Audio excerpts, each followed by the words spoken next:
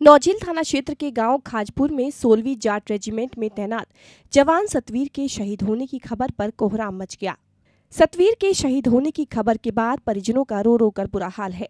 गांव के लोग परिजनों को ढांढस बंधाने में लगे हुए हैं। जब शहीद के भाई रणवीर से बात की गई तो उन्होंने बताया कि सत्यवीर हाई स्कूल पास करके अपनी मेहनत के बलबूते पर फोर्स में गया था और मेरा भाई सतवीर सिंह था, वो आर्मी में सर्विस करता था, तो अपनी पोस्टिंग पे वो शहीद हो गया। ये मेरे को जानकारी नहीं है, कोई बर्फबारी के द्वारा बताता, कोई गोलीबारी के द्वारा।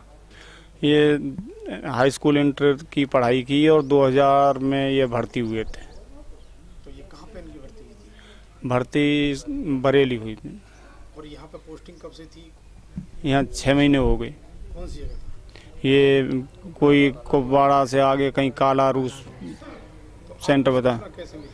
मेरे को एक कोई घांगोली का मेरे भाई के साथ सर्विस करता था, तो उसने अपने घर पे अपने भाई के पास फोन किया, वो यहाँ बताने के लिए आया था। लेकिन सोमवार को पार्थिव शरीर गांव खाजपुर पहुंचना था, लेकिन शाम तक नहीं पहुंचा।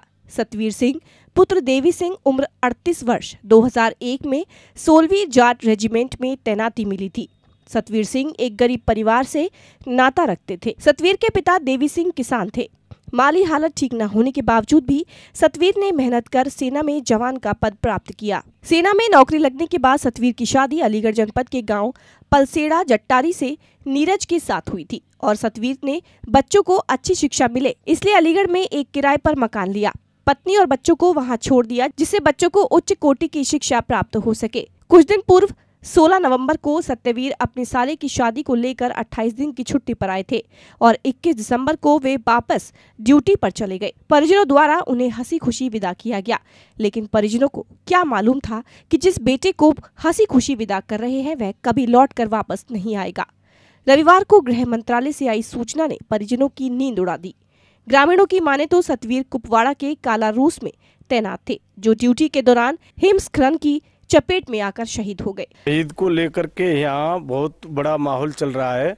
सतवीर सिंह की जब से हमें शहीद होने की सूचना मिली है, तो कल से कोई अभी ऐसी खास सूचना नहीं आई है कि मतलब कहाँ कितने बजे डेड बॉडी यहाँ पहुँचेगी, कब तक यहाँ पर आएगी, ना कोई ऐसी हमारे पास खास सूचना है और ना शासन प्रशासन की तरफ से कोई यहाँ पे अंतिम विदाई के लिए उनके लिए कोई चिन्हित जगह का कोई वो नहीं हुआ है अभी तक यहाँ, और ना ही हमारे पास कोई कैसी भी सूचना नहीं आ रही है अभी।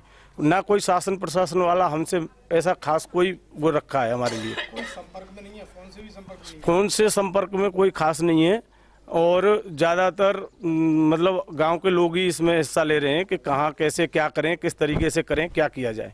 वहीं जब शहीद की पत्नी नीरज देवी से बात की गई तो गमगीन रुंधे हुए शब्दों में उन्होंने कहा कि मुझे अपने पति के शहीद होने का दुख जरूर है, लेकिन देश सेवा करते हुए शहीद हुए हैं और मैं अपने इकलौते बेटे चिराग चौधरी को भी फोर्स में भेजना चाहूंगी, जो अपने पिता की बची हुई सेवा को अंजाम तक पहुंचा सके। इसका नाम चिराग चौधरी। तो इसके भविष्य के बारे में क्या सोच रही है? इसके भविष्य के बारे में जो पापा शहीद हुए उसकी जगह पे इसको जॉब मिलनी चाहिए। फौज में भर्ती करना चाहती हूँ। ये आप पे अकेला बेटा है? हाँ जी। प्रशासनिक अधिकारियों के अनुसार मंगलवार सुबह तक शहीद का पार्थिव शरीर उनके गांव खाजपुर पहुंचेगा, जहां हिंदू रीति रिवाज से उनका अंतिम संस्कार किया जाएगा।